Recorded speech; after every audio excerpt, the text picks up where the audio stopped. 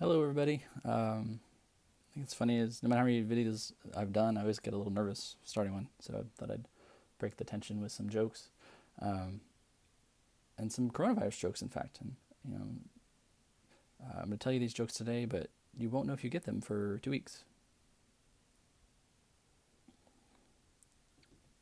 Uh, after at the end of spring break, as my wife and I, and our kids were coming back from our trip, of course, we had to go to the grocery store, and you walk in there, and there's no toilet paper anywhere. They were wiped out. I mean, who takes all the toilet paper? Buttholes, that's who.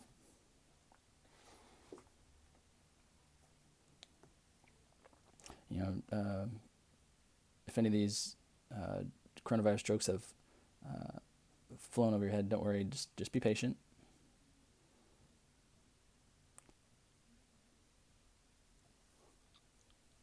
Sorry. What I really want to make sure you guys do is don't tell any of these virus jokes to anybody else. We don't want them spreading around. As always, I think if I can tell you bad enough jokes, the math will be all that much better. So we're actually going to be starting this last kind of unit we're hoping to teach you guys through this distance learning is going to be about logarithms and exponential functions. Logarithms are really one of my favorite things to teach. They're just seems like every year I teach them, I learn something new about them. There's just so many different ways to think about them and look at them. Just kind of changes things up from kind of some of the more just we always do certain things certain ways that when you look at a logarithmic equation and you try to solve it, there's just lots of different ways to think about it, and I think it's really interesting. So, but today we're going to start off just looking at exponential functions, which you should have done before. So it should be pretty easy. We're going to talk about how to graph some basic exponential functions, whether they're growth or decay. So here we go. So an exponential growth function is, okay, we're just going to look at a growth and we're going to look at decay. And the way that function looks is that it's going to be, let me zoom in a little bit here. F of x equals b to the x power.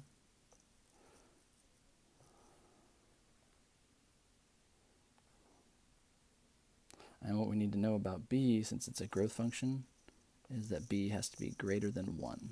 So it's not allowed to be equal to 1, but just greater than 1. So that's the parent function for this this family. Okay, that's a base b. So what we could be looking at is something like f of x equals 2 to the x, f of x equals 10 to the x. F of x, as long as b is greater than 1, so x could be equal to like 1.5 to the x, something like that. Those are all growth functions. Okay, so the base being this number here, the base of the power. Those are the bases, the b value. So I have this general shape here, a curve. Okay, so there's an asymptote. The x-axis is called an asymptote. And there would have been more functions we would have talked about that have asymptotes, but something that we're not going to be able to get to this year. So an asymptote, it's always a fun word to say. That's the x-axis. And an asymptote is a line that the graph will approach more and more closely. So we'll never reach it, just get closer and closer to it as x goes towards infinity or negative infinity. So in this meaning, as that blue graph is heading towards the left, so towards the negative infinity, it's getting closer and closer and closer and closer to the x-axis, but we'll never reach it. The graph rises from left to right, passing through the points. So one point that it always passes through, so when x is equal to 0, we know that anything to the 0 power is 1, so through 0, 1. And then when x is equal to 1, it would always be, so b to the 1 would just be b, so it'll be 1b. So there's a couple of points that we always know for a particular function that will always be there. And then domain of fx, so if we look at that, it heads to the left forever, and it also heads to the right forever, all very slowly it looks like, but it'll be all real numbers.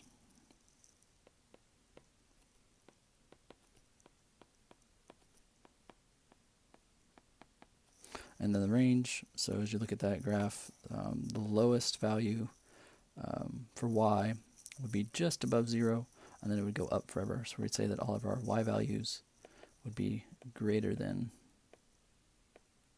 0, not equal to 0, since they'll never reach 0. Yeah. So that's a exponential growth function. So b has to be greater than 1. An exponential decay function looks very similar as far as its form. So that'd be f of x equals b to the x. It's the same.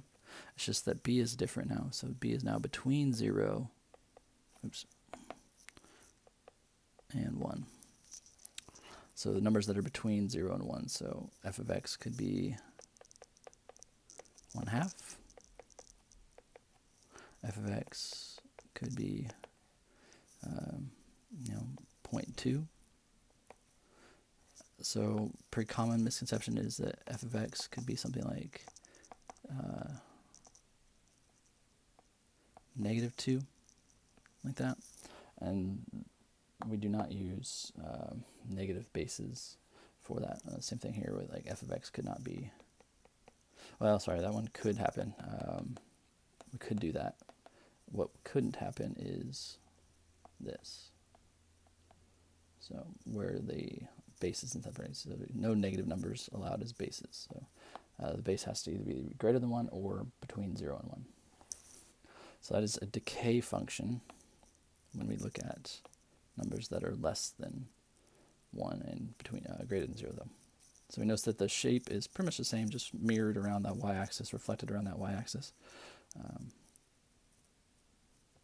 this time the graph falls from left to right, passing through the points. And so that same idea that when x is 0, that we just know that the y value of that would be 1. And then when x is 1, the y value would just be whatever b is. So through 0, 1, and then 1b. There's a lot of similarities here. And we still see that the x-axis is an asymptote of the graph. So it just gets closer and closer to that x-axis as we head to the right this time. And then the domain for f of x equals b to x is the same. It still goes left and right forever, so it's all real numbers for the domain. And the range is also the same. It's still, all those y values are greater than 0. So a lot of similarities there. So that makes that pretty easy.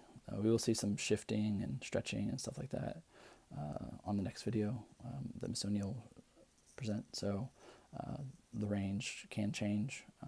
We saw that in the last unit that we did, how the range could change, but depending on reflections and stuff like that. So with the radical functions that we did. So a lot of similarities to things we did previously. All right, so let's try to apply that. So first thing I'm going to do is tell whether each graph represents exponential growth or decay. Then we're going to graph that function and state the domain and the range. So we'll start here, whether it's growth or decay. We'll graph it, and then we will need to state the domain and the range. So the way that you tell if a function is growth or decay is by looking at the base. So I'm going to look at that base, and since it's 2, and 2 is bigger than 1, that means that this is a growth function. Okay. We're going to graph it by just plotting a couple points. We're going to say, what's 2 to the -1, what's 2 to the 0 power, what's 2 to the first power, and just get those values out. So, of course, anything to the 0 power is 1, and anything to the first power is just itself. And remember that when we take a number to a negative exponent, it turns into a fraction, so we have 1/2,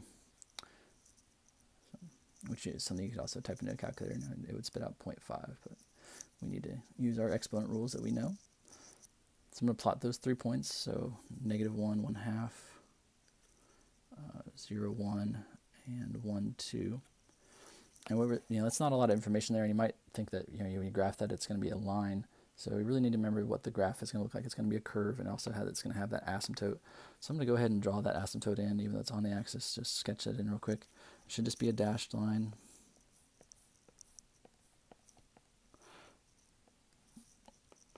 And while I'm at that, I'm going to go ahead and label it. So that's x equals 0. So good idea to label your asymptotes. So as I try to draw that graph, remember it's a curve. It's going to get closer and closer to that asymptote as it heads to the left. So what I like to do is start on that left side where it is close to the asymptote and just draw, pretty close to it, and don't touch it, just something kind of parallel, running parallel to it. And then as I go through these points, I'll start to curve away, and it should be a very steep curve. Oops, that's not very good. It should be a very steep curve, so it shouldn't head off like this. And it's not what it should look like. 2 to the second is 4, so it should pass here. 2 to the third is 8, so 2 to the fourth is 16, so it should be going pretty darn fast. So if you needed to plot more points, you certainly can. Nothing's stopping you from doing that. It's 2 to the second. Here's 2 to the third up there. So a couple extra points if you felt like you needed them. There's the points we plotted.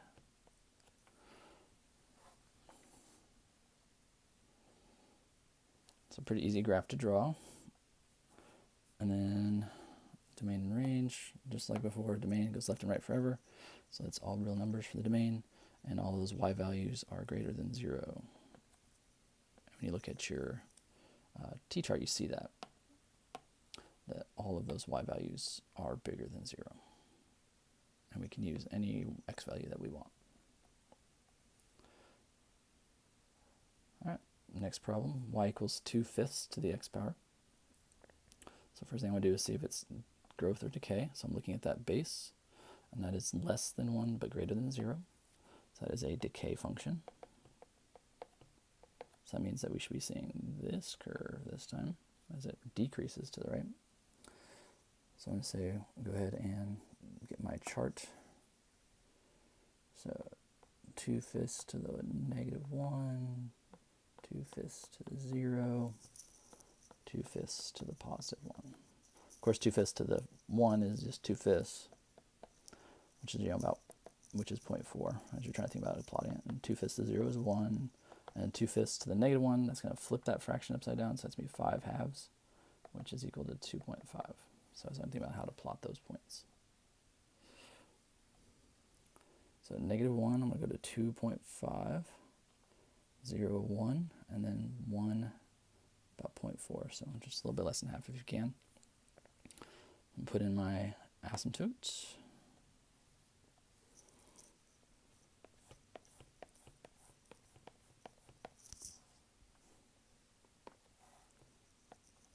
Label it.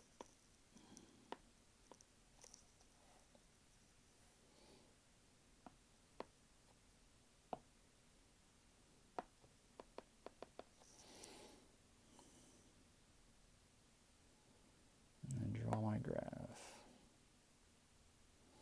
So again, as I like to start on the asymptote side of things, as I'm trying, this makes it easier for me. So again, as I head off to that right side, just really close to the x-axis, just stay above it, run parallel to it, kind of. And then you want to curve sharply up.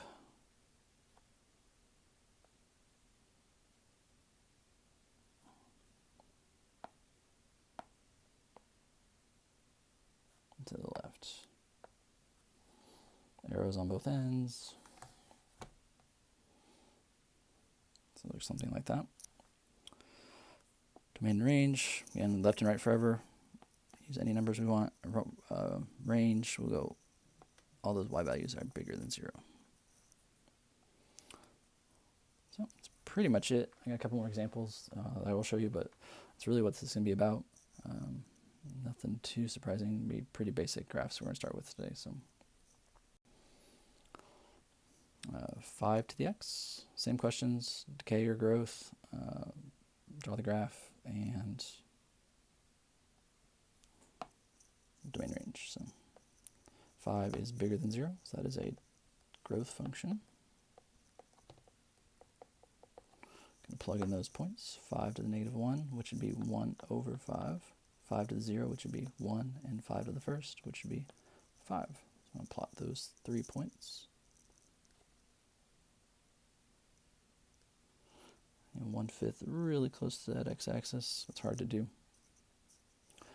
And I'm going to put in my asymptote.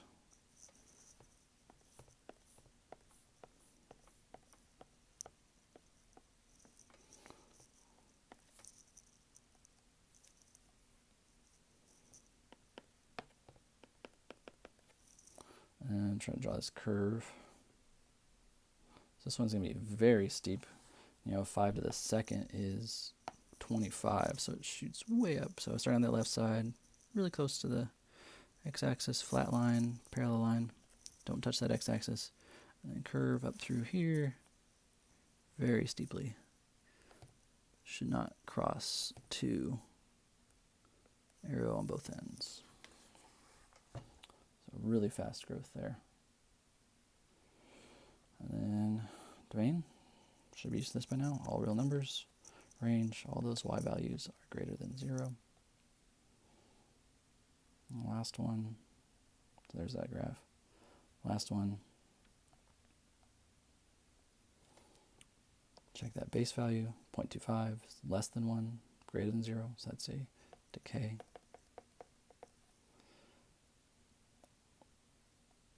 So you think about plugging that into the calculator, or just think about what 0.25 is.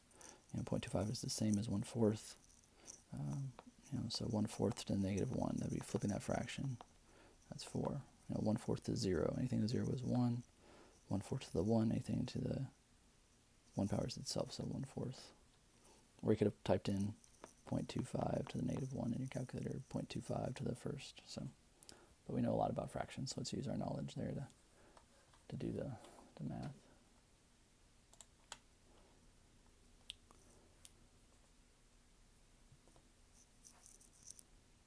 So plot those points.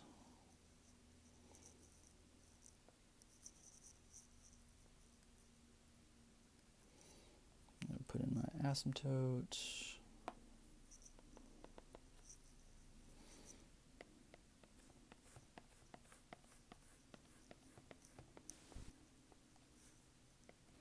And draw that curve. So, again, 1/4 to the -2 would be 16. So again, just this graph would be very, very steep. We don't have